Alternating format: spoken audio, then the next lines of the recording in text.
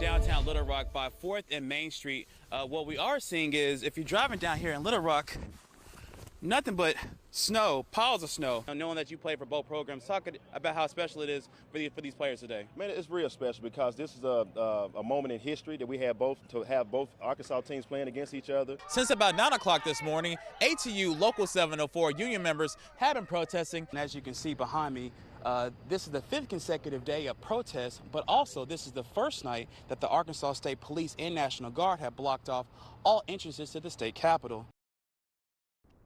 When LaShundra and Lindsay Reeves walked inside of this CC's Pizza with their son, nothing could prepare them to walk out with a child that is not theirs.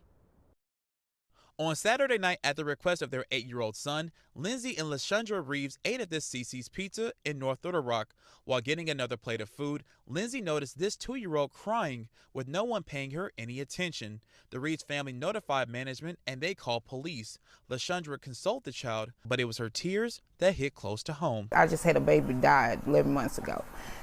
To see that little baby crying, and she was saying, "Mommy, mommy, mommy." She was looking for her parents. According to police, after waiting nearly 90 minutes inside of the restaurant, they asked the Reeves family to walk to the substation, where they waited an additional 2 hours before police called Arkansas DHS. A situation CC's manager Coy Bunton has never witnessed in the 3 years he's worked there. It kind of got to my heart only for the fact that I got 2 kids of my own, and she just looked very frightened and just wanted to be back with family. According to the Department of Human Services, from April until June of this year, there are more than 2,500 children involved in maltreatment investigations. Of that number, 72% were neglect cases. As a father, this is an act Lindsay can't seem to comprehend. He didn't ask to be here. That little girl didn't ask to be here. We are their safety. And if we don't pay attention to that, no matter what type of activities or fun we're having, you got to cover your tracks in these days. North Little Rock police later did find the 2-year-old child's family. Officials say they could face a charge of endangering the welfare of a minor. Because of the actions of Richard Barnett, the mayor of Gravette tells me the country now has its eyes set on their city. In a city filled with 3,600 people, one man now stands out in the national spotlight, Richard Barnett, in a way that Gravette Mayor Kurt Maddox says does not fully represent the people who live here. You always want your city to get publicity. This is not the kind of publicity you hope for, but you know, we work with what comes our way, and we deal with it with the best we can. Barnett is the man who sat in Nancy Pelosi's office during the riot at Capitol Hill on Wednesday. He's seen with his feet propped up and a letter that he's accused of taking and leaving a quarter in Pelosi's office. Maddox says shortly after Barnett was identified, they received death threats from across the country. He says on Thursday, some businesses are on lockdown unless customers have made an appointment.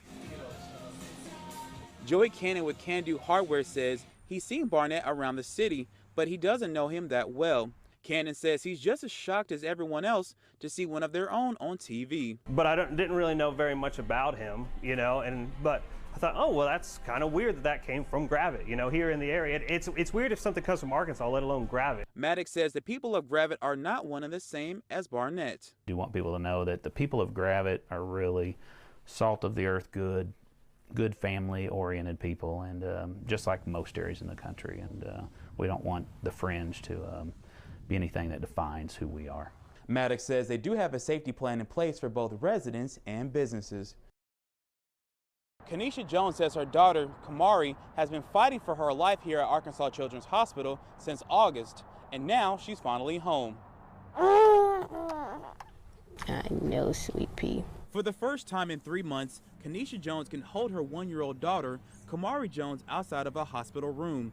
Kenesha says the community's support helped her in her time of need. I can't thank the people of Conway enough for the money they sent, for the prayers they sent for my little girl. I cannot thank no one enough for the support they've given me to allow me to be at the hospital the whole 92 days. Kenesha says on August 11th, she left her daughter with her then-boyfriend Kane White while she picked up a friend from work. When she came back, White said Kamari fell off the bed and was not breathing correctly.